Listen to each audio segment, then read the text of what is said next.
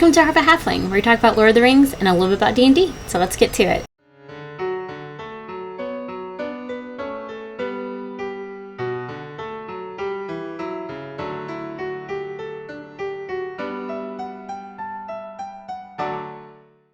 Today we are going over Chapter 5 of the Silmarillion of Eldamar and the Princes of Eldalie. Sorry about the noise in the background. My husband is currently 3D printing.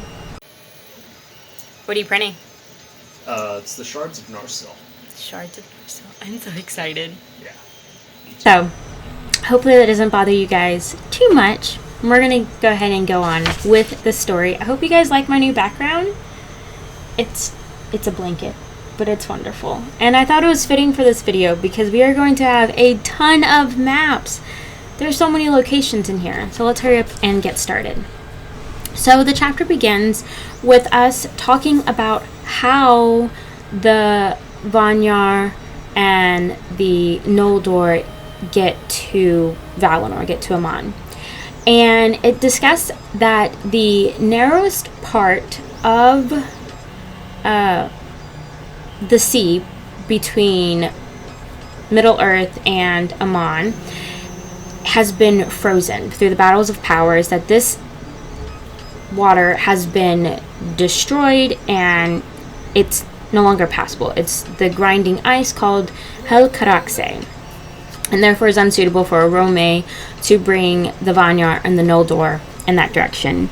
So he has to find a new way to bring them over. So he ends up guiding the Vanyar and the Noldor further south towards the mouth of the river Tirion. And this is where the Eldar first get to see the ocean, and they are quite frightened by its vastness.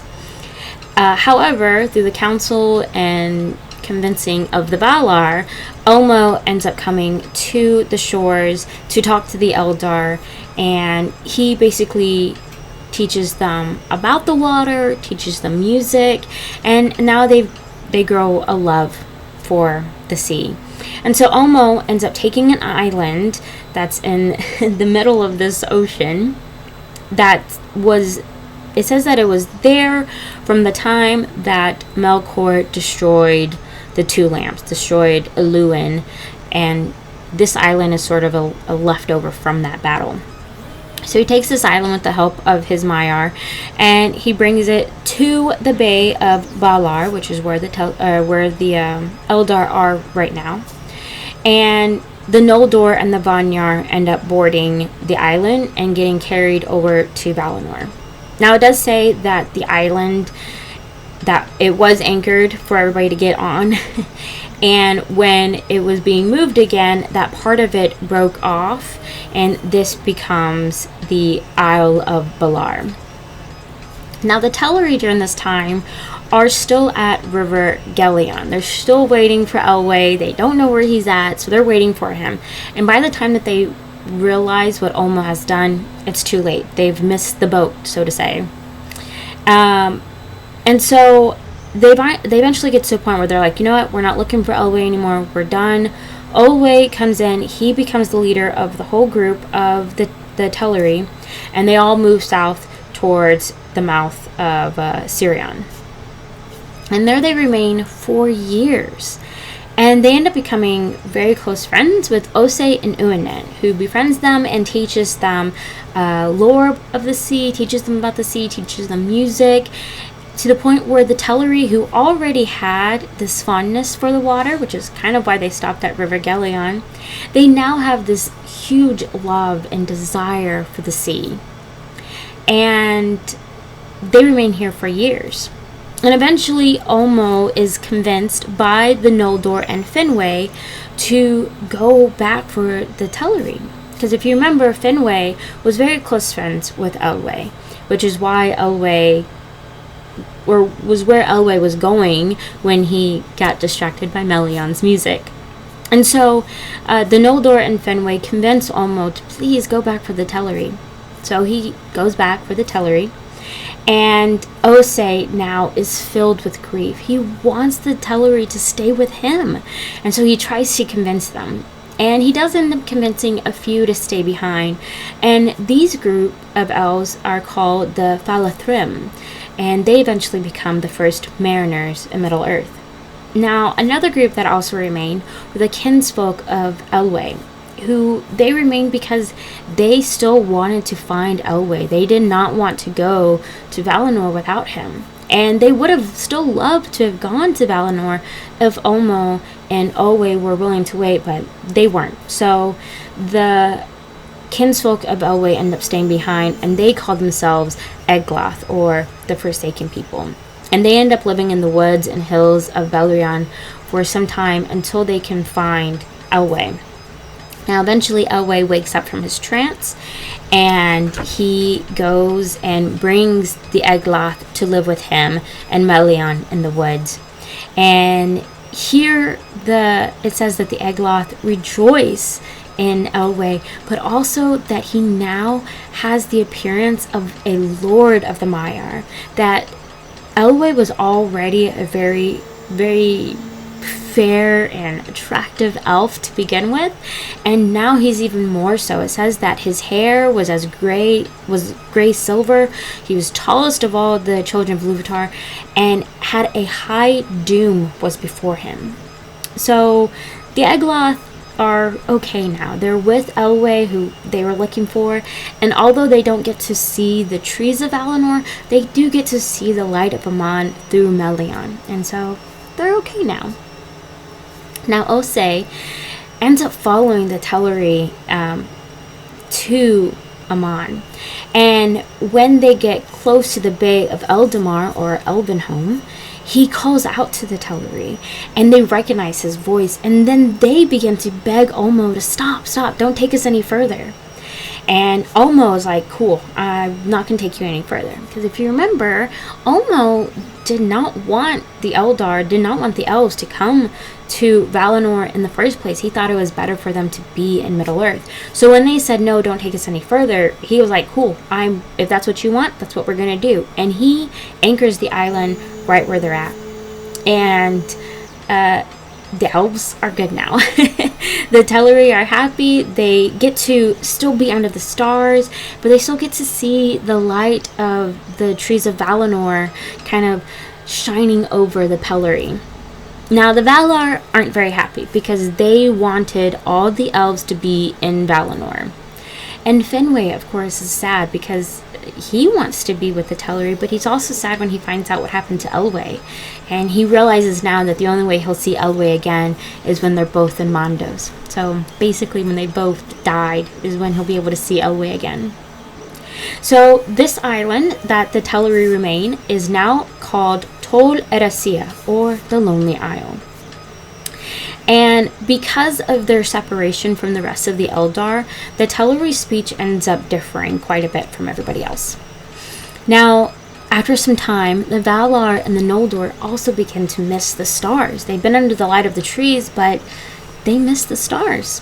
So the Valar end up creating this pass of light in the Pelori, and this is called the Kalakira.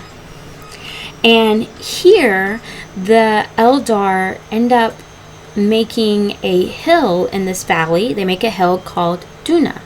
And on this hill is where they build the city of elves. And it's Tirion on Duna. And now, because of the opening of the Kalakira, the light of the trees is now directly being shown onto Tol Eressëa, and here the first flowers east of the Pelori are able to grow. That's cool. On Tirion there are white walls and terraces, and there is a Tower of Engwe, and this is the highest tower, and it is called Mindon Eldaliva. And here there is a silver lamp that shines out to the sea, and it says that very few men have ever seen this light, but it shines out into the shadowy seas. And this is where the Vineyard and the Noldor lived for some time. Now, they really loved the trees, but they wanted to be in their own place. So Yavanna ends up giving them a tree that is in likeness to Telperion, but it does not give off its own light. And this tree is called Galathylion. And after some time, a seed from this tree is planted on Tol Eressëa, and it is called Celeborn. And from this tree, after time and passage of events, is where we get Nimloth, the White Tree of Numenor, and eventually the White Tree of Gondor. Now, Manwë and Varda love the Vanyar, and Aule loves the Noldor. And Aule teaches the Noldor lots of things. They travel a lot, and through this, their speech also begins to change, because now they're giving names to things that are new. They're giving better names to things that they have already known. And so their vocabulary is growing as well. And through other travels and learning with Aule, they find the gems, and they end up making tools for the gems. And it says that the Noldor did not hoard the gems, but rather spread them around in Valinor, and to the point where Valinor was just full of all these beautiful gems that they had found. Now, the Noldor eventually do go back to Middle-earth, and most of the Silmarillion is stories of the Noldor or domino effects of something that the Noldor did in Middle-earth. So we'll get to hear more of their stories.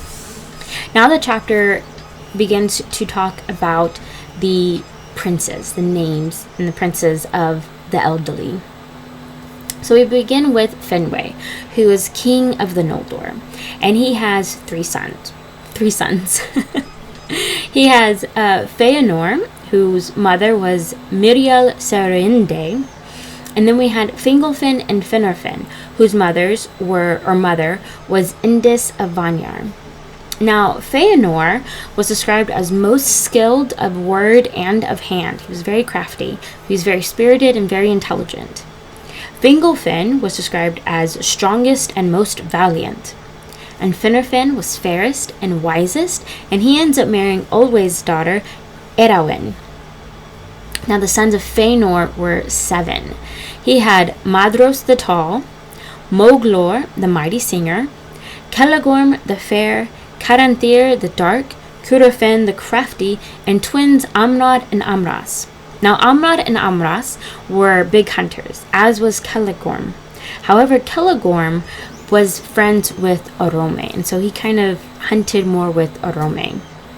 Now, the sons of Fingolfin were Fingon, who later becomes king of the Noldor, Turgon, who becomes lord of Gondolin, and their sister Aredhal the White. And she loved to ride and hunt in the forest, and it says that she never gave her heart away to anyone. And she was also called Arfiniel, the White Lady of Noldor, and she was described as always wearing silver and white. Now, the sons of Finarfin are Finrod the Faithful, later named Felagund, Lord of Caves, Orodreth, Angrad, and Eagnor. And these sons were so close to the sons of Fingolfin that they were practically all brothers. Now, Finarfin also had a daughter, Galadriel, who was described as most beautiful of the house of Finwë, and her hair was as golden as Laurelin. Now, the chapter talks about how the Teleri finally get to Aman and Valinor. So, the Teleri long for the trees. They want to be able to see the trees. However, they love the sea. They love being with Ose, but they also still want to see the Eldar. So, with the Valar convincing Olmo again, Olmo tells Ose to teach the Teleri how to build ships. And Ose doesn't want to do this either, because he kind of wants to keep the Teleri to himself. He likes having the elves with him. But he reluctantly and grievingly does teach the Teleri how to build ships. And these ships are carried by strong winged swans to pull them through the windless sea, or the windless bays. And they get to the Bay of Eldamar and are now able to walk about Valinor. And here, the Noldor end up giving the Teleri lots of gems, and the Teleri already have lots of pearls. So now it says that the shores and pools are filled with all of these gems and pearls, and that there were so many pearls that Elway ends up going north of the Calakira, building his own city now called the Alqualonde, or the Haven of Swans, and that here the halls and mansions of Elway are built with these pearls. And so here, Alqualonde is the haven for ships and for the great swans. And now, the Vanyar end up leaving Tirion. They end up leaving the city, and they want to go dwell with Manwë in the mountain of Manwë, to be in the full light of the trees. So I guess they've kind of gotten their fill of the stars, and they're like, okay, I want to be in the light of the trees. So they end up leaving. Now the Noldor, they love the stars, and they remain in this valley in the Calakira, but they also make lots of journeys, and they go all over Aman looking for all sorts of new places and new things, and they're just eating it all up. So now, because of the ships and because of the Calakira, the people of Tirion and Alqualonde, they grow closer. Now they're able to actually have a connection that they haven't had for years. So these people end up growing closer. So Finwë ends up becoming the king in Tirion. Elway is the king in Alqualonde. And Ingwe remains the high king in Taniquetil with Manwë.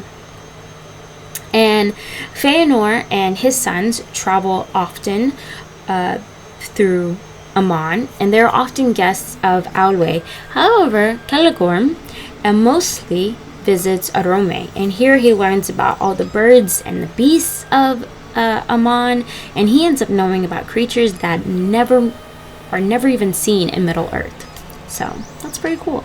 But that ends our chapter for today.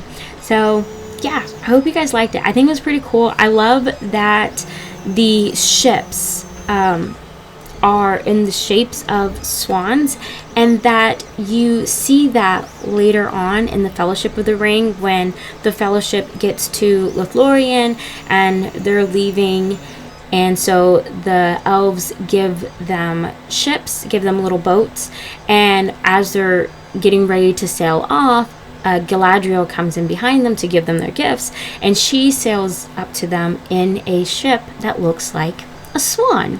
So I think that's really cool how that all kind of connects together. So yeah, I hope you guys like this.